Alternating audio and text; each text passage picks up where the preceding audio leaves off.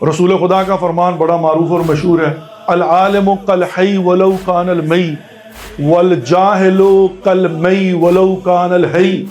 का आलिम जो होता है वो मरने के बाद भी जिंदा रहता है, और जो जाहिल होता है वो जिंदा भी हो तो गोया मुर्दा ही होता है।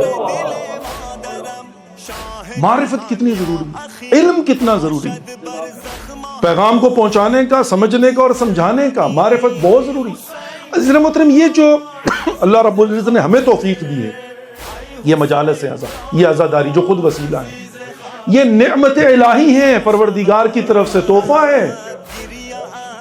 रिमाइंडर के लिए परवरदिगार ने तौफीक अता फरमाई है कि 2 महीना 10 दिन जो है परवरदिगार ने तौफीक दी, हर रोज 1 दिन 3-3 मजलिसें हो रही हैं, ताकि रिमाइंडर हो, ताकि इंसान जो है ना बैठकर गौर व फिक्र करे, ताकि इंसान समझे। जब समझेगा तो क्या होगा, फिर अपने हदफ तक पहुंचने में उसके लिए आसानी हो जाएगी।